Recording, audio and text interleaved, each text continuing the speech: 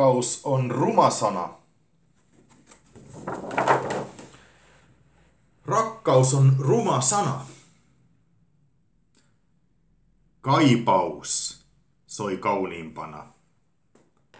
Rakkaus on ruma sana. Runojen raiskaus. Se on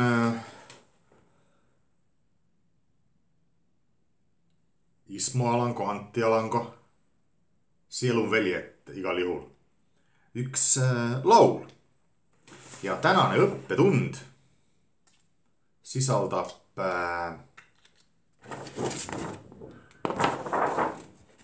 ussi. Vaadake. Rakkaus, armastus. Minä rakastan, ma armastan. Tekusõnast saab nimisõna, kui sinna lõppu panna us. Nii soome keeles kui ka eesti keeles. Sõnamoodustus on tihtipeale sarnane. Igatsus on soome keeles kaipaus. Kaivata, igatsema. Siin on sama suffiks, sama liide, us, millega saab teha nimisõna. Näe. Ja veel on siin üks us liide.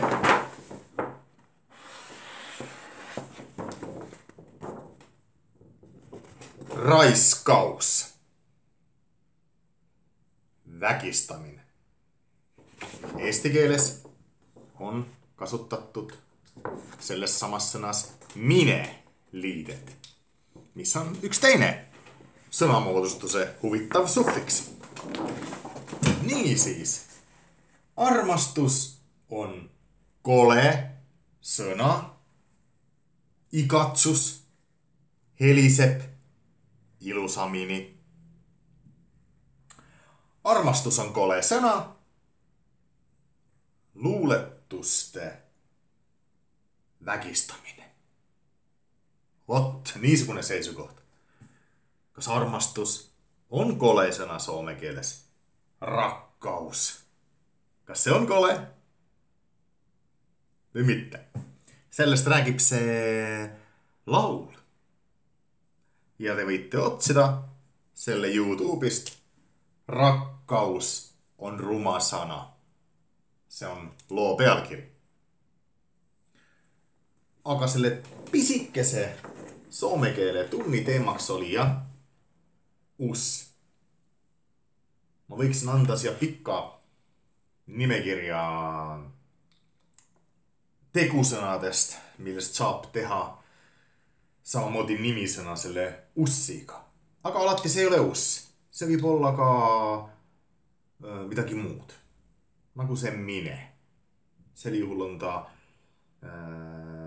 soome keeles minen. Näiteks õppimine, oppiminen. Võib ka olla opiskelu. Võib ka olla seal